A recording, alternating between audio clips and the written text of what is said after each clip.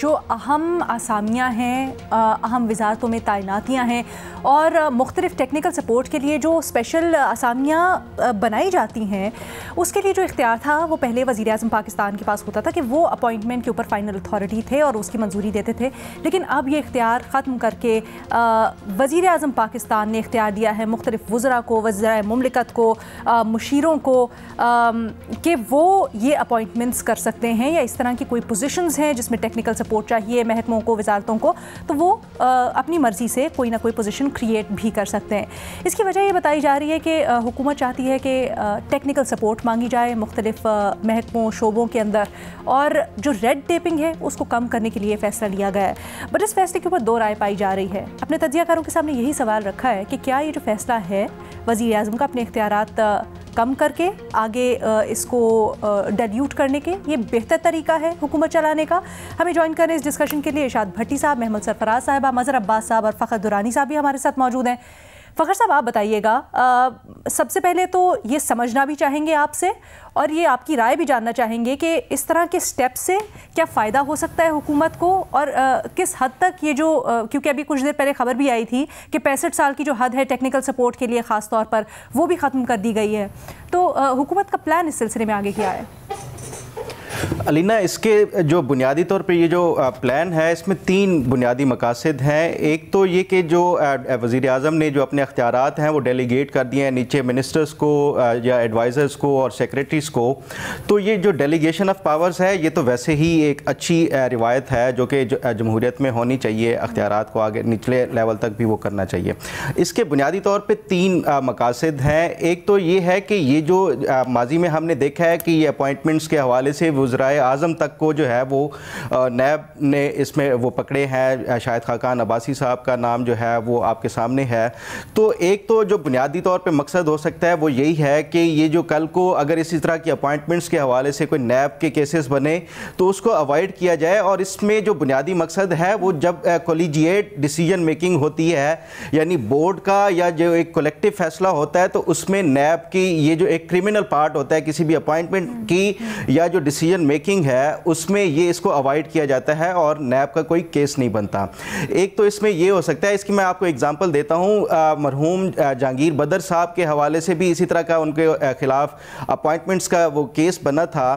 تو اس میں high court نے یہ فیصلہ دیا تھا کہ جب یہ کولیجیٹ ڈیسیجن میکنگ ہوتی ہے یا بورڈ کا فیصلہ ہوتا ہے تو بورڈ کو اس طرح کی کوئی کرمنل انٹینشن کی بنیاد کے اوپر تمام ممبران کو وہ نہیں کیا جاتا.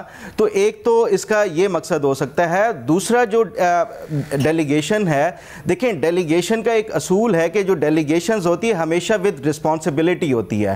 تو آپ جب یہ پاورز ڈیلیگیٹ کر دیں گے منسٹرز کو اور اس کے ساتھ ساتھ سیکریٹریز کو، تو ان کی جو رسپانسبلٹی بھی تمام تر فنکشننگ کی بھی اس کی جو کارکردگی ہوگی وہ بھی تمام تر ڈیلیگیٹ ہوں گی، رسپانسبلٹی بھی ان نچلے لیول تک. اور جو تیسرا اس میں مقصد ہے وہ یہ ہے کہ یہ جتنے بھی اپوائنٹمنٹس ہوں گی اس میں، کیونکہ یہ کوئی اتحادی حکومت ہے، یہ سنگل لارجسٹ یا ایک پارٹی کی حکومت نہیں ہے.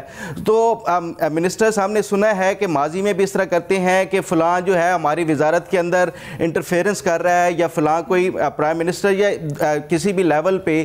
تو یہ انٹرفیرنس کی جو اس میں وہ شکایات آتی تھی، تو ایک یہ بھی ریزن ہے کہ انٹرفیرنس کا جو ایلیمنٹ ہے اس کو وہ کیا جائے. کسی بھی منسٹری میں اپوائنٹمنٹ ہوگی، متعلقہ وزیر اور متعلقہ جو سیکریٹری ہے وہی اس کے رسپانسیبل ہوں گے اپوائنٹمنٹ کے حوالے سے بھی اور اس کی پرفارمنس کے حوالے سے بھی. یہ تو 3 جو اس کی جو میں سمجھتا ہوں کہ اس کے پیچھے عوامل کار فرما ہے اپوائنٹمنٹ کے. اور ایک اور جو ہے کہ یہ جتنے بھی آپ کسی بھی فیلڈ کے ایکسپرٹ کو لے کے آئیں گے، یہ دنیا بھر میں ہوتا ہے، مختلف وزارتوں میں ریلیونٹ فیلڈ کے ایکسپرٹس کو اپوائنٹ کیا جاتا ہے تاکہ اس ادارے کی کارکردگی کو بہتر کیا جائے. تو میں یہ سمجھتا ہوں کہ یہ جو ایک فیصلہ کیا گیا ہے یہ ایک اچھا فیصلہ ہے، لیکن اس کا آگے کیا اس کا نتیجہ نکلے گا وہ تو جب اپوائنٹمنٹس ہو جائیں گی اس کے بعد اور ان کی کارکردگی کیا ہوگی وہ تبھی اس پہ وہ کیا جا سکتا ہے. اچھا، but you think check and balance کے لیے ایک مربوط سسٹم ہوگا اور جنرلی سسٹم میں ان پلیس ہے؟ کیونکہ ایک شکایت یا ایک ذہن میں فوری خیال یہ آتا ہے کہ ایسا تو نہیں ہو جائے گا کہ اب اپنے من پسند لوگ لا کے ان پوسٹ پہ لگا دیے جائیں گے. अलीना देखें, इसमें दो चीज़ें मैं आपको बताऊंगा। एक तो हमारे जो रूल्स ऑफ बिजनेस हैं और उसके साथ साथ जो सिविल सर्विस एक्ट है उसमें पहले ही एम्पावर्ड है जो ब्यूरोक्रेसी है या मिनिस्टर्स के हवाले से।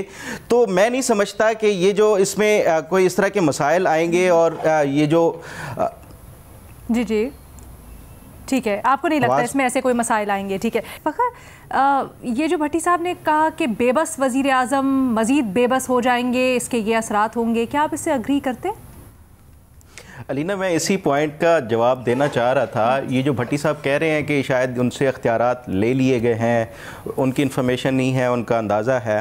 देखें, जो सिविल सर्विस एक्ट है और रूल्स ऑफ बिजनेस है उसमें ऑलरेडी जो ग्रेड 17 से 19 तक की अपॉइंटमेंट हो, ट्रांसफ़र पोस्टिंग हो, ये सब सेक्रेटरी के पास मुतलका जो है उसके पास पहले ही ये अख्तियारात हैं बाय लॉ। तो मेरा नहीं ख्याल कि ये जो प्राइम मिनिस्टर साहब से अख्तियारात ले लिए गए हों, बल्कि जो इसमें वॉलंटरीली जो बज़ाहिर लग रहा है कि वो उन्होंने अख्तियारात जो है वो डेलीगेट किए हैं, क्योंकि अख्तियारात तो ऑलरेडी सेक्रेटरी के पास पहले ही से थे। और ये जितनी भी इसकी रिस्पॉन्सिबिलिटी भी जब आप पब्लिक अकाउंट्स कमेटी में इनके हवाले से ये जो फंड्स का वो होता है, तो ये प्रिंसिपल अकाउंटिंग ऑफिसर ही रिस्पॉन्सिबल होता है तमाम तर इन चीज़ों के। तो मेरा ख्याल है कि ये जो निचले लेवल तक उन्होंने अख्तियारात इसलिए किए हैं। सिर्फ साइनिंग अथॉरिटी सॉर्ट ऑफ वजीर आजम के पास थी, लेकिन बाद में जब जवाबदही होती थी तो वो निचली सतह पे सेक्रेटरी से ही होती थी। प्रिंसिपल अकाउंटिंग ऑफिसर के ऊपर लगाई जाती थी। तो इस वजह से ये एक अच्छा फैसला है कि उन्होंने डेलीगेट कर दिए हैं पावर्स ही कि आप अपॉइंट भी खुद करें और उसमें बाकी भी जो मामलात हैं वो उस हवाले से।